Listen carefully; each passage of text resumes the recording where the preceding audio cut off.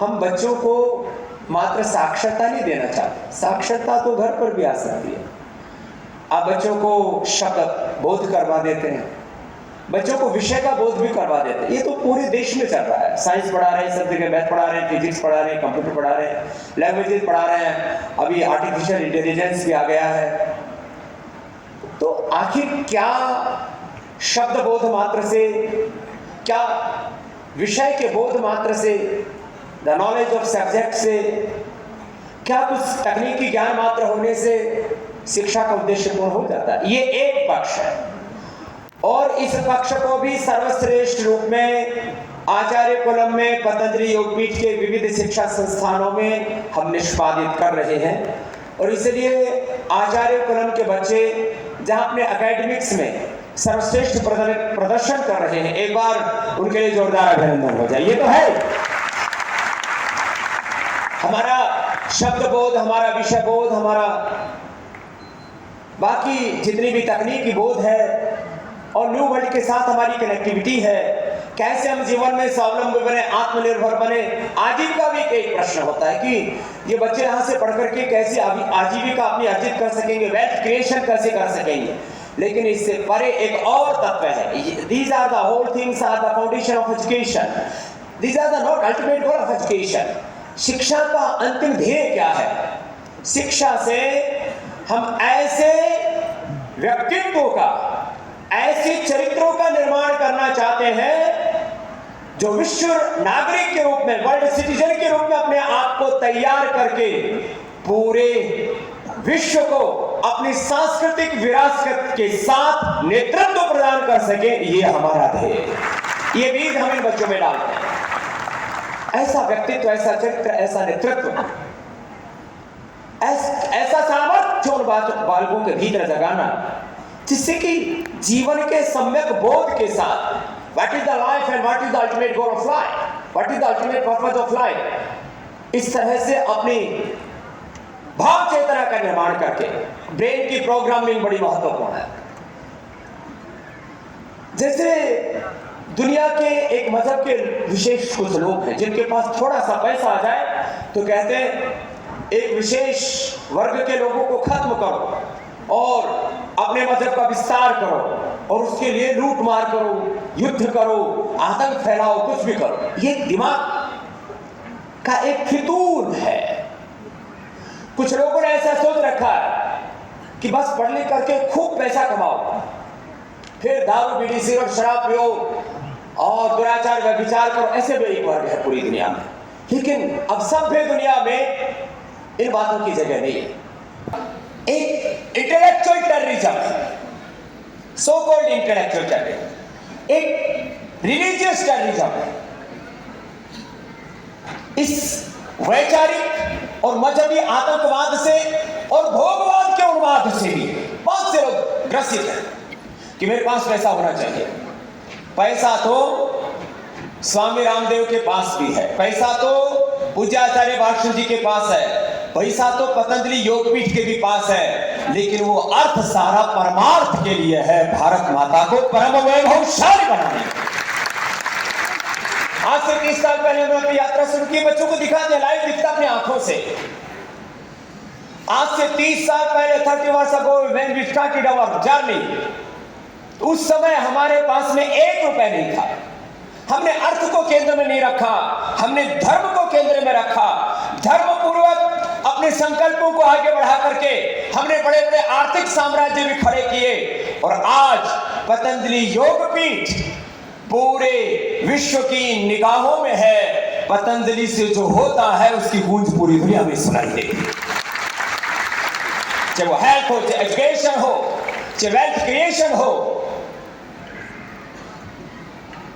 ये सच है।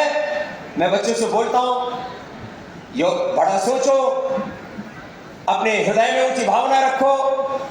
मेरे कुछ 2-3 मूल विचार हैं, वो माता पिता के हृदय में भी मैं बोलना चाहता हूं, आपके हृदय में भी उन भावों को प्रतिष्ठित करना चाहता हूं। सुबह उठते ही इस भाव चेतना के साथ उठे कि मैं भगवान का अंश, ऋषियों का वंश हूं, वंशधर हूं। मैं मात्र एक व्यक्ति नहीं हूं, मैं भारत माता का प्रतिनिधि हूँ, मैं भगवान राम कृष्ण और शिव की, मैं भगवान बुद्ध महावीर की, गौतम बुद्ध, जैमिनी पाणिनि पतंजलि की परंपरा का वंशधर प्रतिनिधि, उनका उत्तराधिकारी हूँ।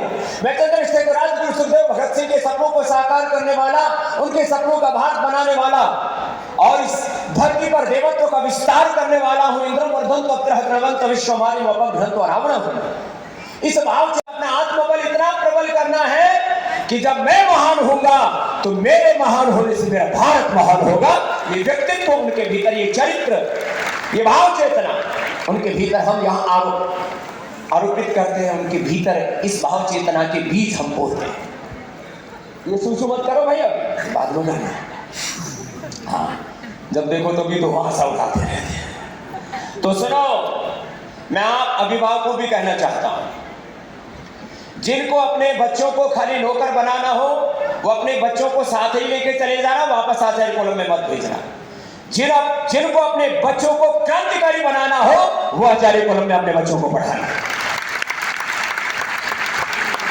हम बच्चों को संघर्षों की भट्टी में डालते हैं, तपस्वी बनाते हैं, 18 घंटा पुरुषार्थ करने का उनका स्वभाव बनाते हैं। ये घर में नहीं हो सकता। घर में माँ बाप ही सैटरडे संडे को तो कितने बजे उठते हैं? कुछ तो अच्छे, उनके लिए एक बार ताली बजा दो।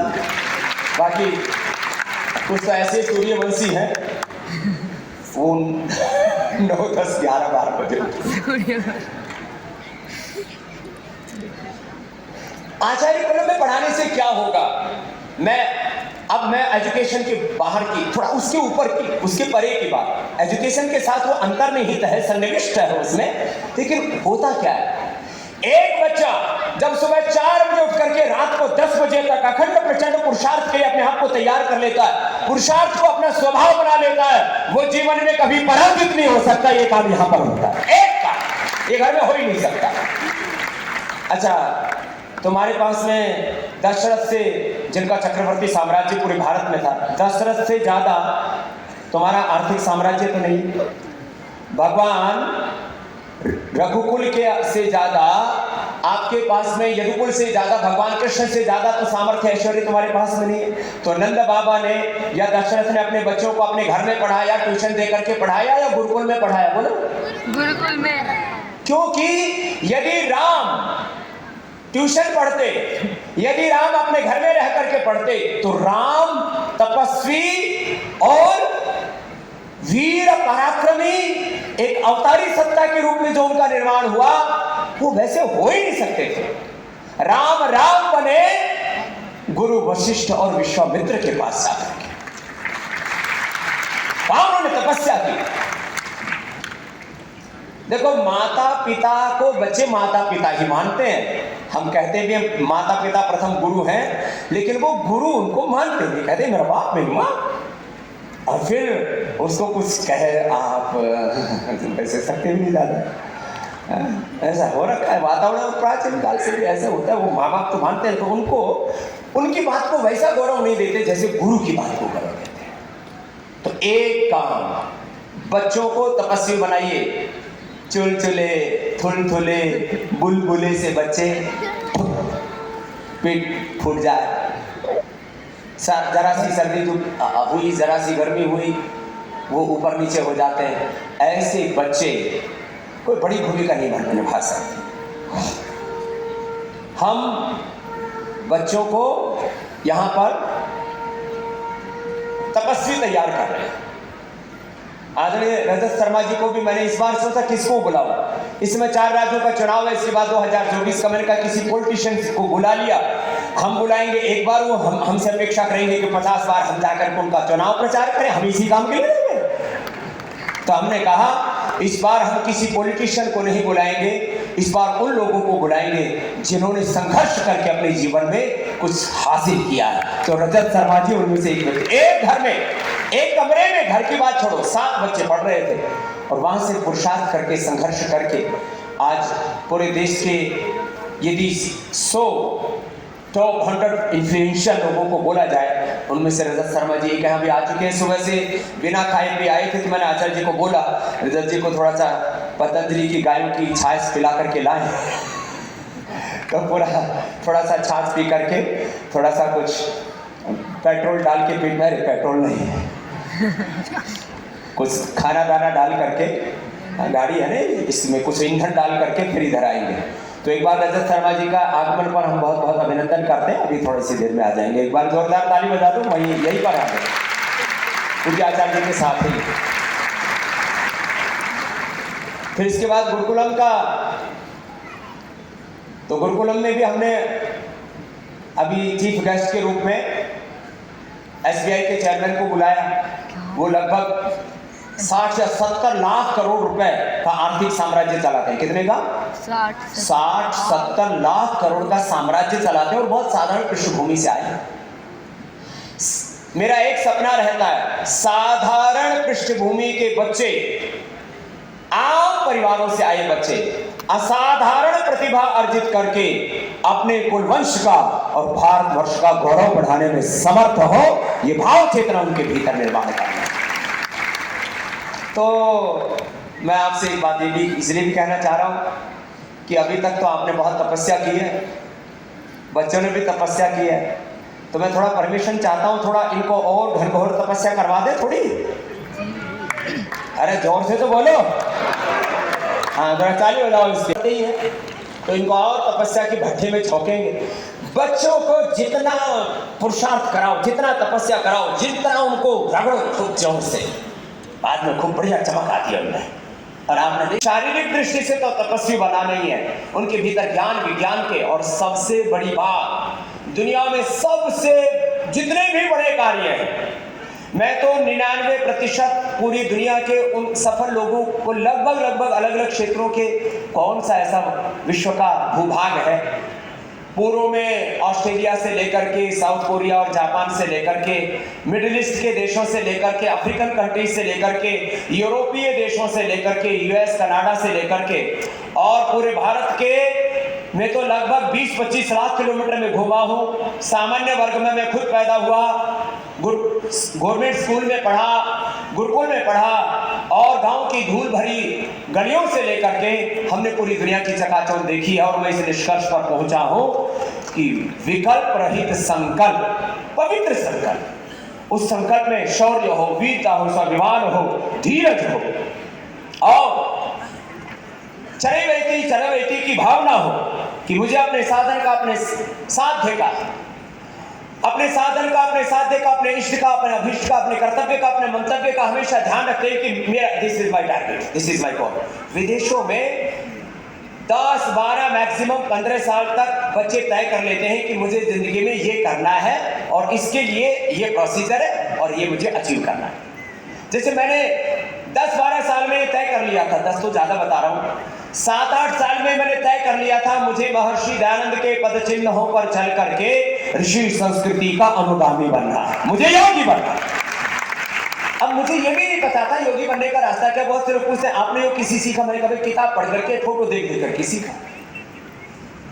उसके बाद फिर योग में आगे बढ़ते गए। लेकिन योग मतलब ये एक पार्ट टाइम जॉब होता है, हमेशा फुल टाइम जॉब नहीं होता। लेकिन योग से सब कुछ अच्छा हो जाता है। आप योग करते हैं तो आपकी पढ़ाई अच्छी होगी, आपके विचार अच्छे होंगे, आपके संस्कार अच्छे होंगे, आपके भीतर जज्बा होगा, शौर्य होगा, वीरता होगी, पराक्रम होगा।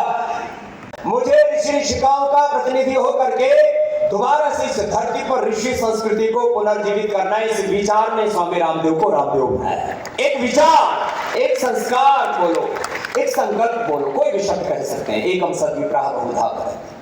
तो ये जो विचार है, ये जो संस्कार है, ये जो संकल्प है, ये जो जज्बा है, यह जो स्वाभिमान है कि मुझे एक बड़े उद्देश्य के लिए जीवन को जीना है, छोटे छोटे उद्देश्यों के लिए, छोटी छोटी खुशियों के लिए घर का पे खाएंगे, बड़ा मजा आएगा, खाली गोलगप्पे, खुद ही गोल मटोल हो जाए। गोलगप्पे खाने का कोई विरोध नहीं है, कभी कभी खा लिया करो। लड्डू खाएंगे, जलेबी खाएंगे, फिर पिक्चर देखेंगे, डॉक्यूमेंट्री देखेंगे, पता नहीं कुछ देखते होंगे। हमने आज तक एक भी पिक्चर नहीं देखी, पूरी दुनिया हमको देखती है। आप कुछ काबिल बनो ना भाई, फालतू के चक्कर में रहते हैं। छोटी छोटी खुशियां, छोटे छोटे ऐसे लक्ष्य तय कर लेते। अरे भैया पहले तो अपने आप को समर्थ बनाओ और फिर बड़े उद्देश्य में अपने आप को लगाओ। 5 साल लगे, 10 साल लगे, 20 साल लगे, 25 साल लगे, 50 साल लगे, बच्चों को सिखाते हैं। हमने जब पतंजलि शुरू किया, हमने कहा हमारे पास 1 रुपया भी नहीं था। फिर हमने देश में योग के कैंप लगाए, हमने कहा वहाँ दुनिया का सबसे बड़ा योग का संस्थान बनाना है। फिर हमने कहा दुनिया का सबसे बड़ा आयुर्वेद का संस्थान बनाना है। फिर धीरे धीरे 5-5 साल में, ये 5-5 साल में टारगेट अचीव होते रहे। 1995 में हमने योग पूरे देश भर में शुरू कर दिया था। 1-2 साल पहले भी समझ लो 93-4 में भी थोड़ा शुरू हो गया था 2 व्यक्तियों से। 2000 तक पहुंचते पहुंचते 10-20 हजार लोगों को स्वामी रामदेव ने योग सिखाना शुरू कर दिया 5 साल में। फिर इसके साथ आयुर्वेद को लिया, फिर स्वदेशी को लिया। 2000 शुरू किया तो हमारे पास 1 रुपए नहीं था, 70 या 80 हजार रुपए का कुल आय और खर्चा था हमारे पहले वर्ष का 1995 में। और उसके बाद पतंजलि आयुर्वेद शुरू किया तो सबसे पहले 500 करोड़ का लोन लेकर के हमने शुरू किया। लगभग 80 से 100 करोड़ हमने अपने से पी के रखने वाले कुछ लोगों से पर्सनल कर्ज लिया, बैंकों से कर्ज लिया। पहला कर्ज 500 करोड़ रुपए का लिया, दूसरा कर्ज फिर बाद में 5000 करोड़ का लिया, फिर 8000 तक पहुंच गया। लोग कहते थे स्वामी रामदेव कर्ज के बोझ के तले तो नहीं दब जाएगा। मैंने कहा मैं किसी चीज को भार नहीं मानता, मैं निर्भर रहने वाला व्यक्ति हूं। मैं बोझ के साथ नहीं जीता, मैं बोध के साथ जीता, बोध के साथ। हमने एक कंपनी टेक ओवर की 4300 करोड़ में। कल ही बच्चों से बता रहा था मैं अपने सन्यासी बालकों से, 4300 करोड़ रुपए की कंपनी, 4300 करोड़ रुपए की कंपनी टेक ओवर करके 2 साल के भीतर 4300 करोड़ रुपए उसका 100% डेट फ्री करके, लोन चुका करके आज 5000 करोड़ से ज्यादा उसके अंदर हमने आर्थिक सामर्थ्य डाल दिया, जिसको हम कैश इन हैंड कहते हैं या उसको जो है वर्किंग कैपिटल कहते हैं, जो भी कुछ। आज ये सोच कहां से आती है? आज हमने कंपनी की लिस्टिंग कराई। दुनिया के ज्ञान इतिहास में किसी सन्यासी ने पुरुषार्थ करके जो अर्थ अर्जित किया उसको परमार्थ में लगाने के लिए कोई कार्य शुरू किया तो उसका नाम पतंजलि आयुर्वेद का आंदोलन। उसकी आज जो है मार्केट कैप लगभग 50,000 करोड़ है। आने वाले समय में और करीब 45,000 करोड़ का टर्नओवर है। 1 लाख करोड़ का टर्नओवर, और पहले 1 लाख, फिर 2-2.5 लाख और फिर 5 लाख करोड़ का मार्केट कैप एक संस्था का होगा भारत माता को परम वैभवशाली बनाने के। ये सोच कहां से आती है? ये सोच आती है एक स्वाभिमान से, ये सोच आती है एक संकल्प से, एक प्रशिक्षण से कि मुझे सामान्य उद्देश्यों के लिए जीवन को नहीं जीना। तो ऐसे आपके बच्चों को तैयार करें। अब आप में से कुछ माता पिता तो बहुत तपस्वी हैं, एक बार उनके लिए जोरदार अभिनंदन है। जिनके माता पिता योगी हैं, तपस्वी हैं, पैसा कम ज्यादा हो सकता है, लेकिन कुछ के माता पिता, अब यहाँ इन बच्चों को हम शाकाहार कराते हैं, कुछ के माता पिता मांसाहार भी करते हैं, मछली भी खाते हैं, उसको जलीय वनस्पति या उसको जल तो नहीं बताते हैं। ये बिहार में, उड़ीसा में, पश्चिम बंगाल में तो मतलब वो बहुत बड़े सौभाग्य का प्रतीक माना जाता है। तो क्या आप लोग जो नहीं करते उनकी बात नहीं कर रहा हूं, जो लोग मांसाहार करते हैं, क्या जीवों पर थोड़ी दया करोगे? कुछ के माता पिता, मुझे पता है, मैं बच्चों को तैयार करके भेजता हूँ यहाँ से कि अपने माँ बाप की जाकर के कोई यदि बीड़ी सिगरेट शराब पीता हूँ, नशा करता हूँ तो छुड़ा के आना। कुछ के माता पिता कभी कभी ये भी तंबाकू वाला कार्यक्रम भी कर देते, तो भाई इसको भी छोड़ दे।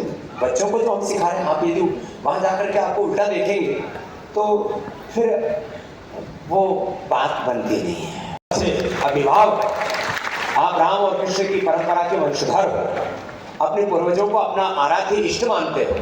अब रामकृष्ण के उपासक यदि अपने स्वधर्म से सनातन, इसलिए इस बार का कार्यक्रम का पूरा थीम भी क्या रखा है? सनातन धर्म का मर्म। जोर से बोलो, सनातन धर्म का मर्म। आप देखना और वैसे अपने आप को बता, वो तो उस समय देख लेंगे आप। तो माता पिता से तो मुझे यही कहना, क्योंकि अभी बच्चों का कार्यक्रम चलेगा, उसके बाद हमारे बड़े भाई आदरणीय रजत जी का आशीर्वाद, शासिका है जी, जहर एक बार इनकी तरफ से रजत जी को अभिनंदन और ऋतु जी को भी। आप भाई रजत जी को दे दो आचार्य जी, आप ऋतु जी। आदरणीय रजत शर्मा जी के सहधर्मिणी, उनकी सह यात्री, उनकी सबसे बेस्ट फ्रेंड है हमारी बहन ऋतु जी। एक बार जोरदार अभिनंदन है ऋतु जी के लिए। रजत जी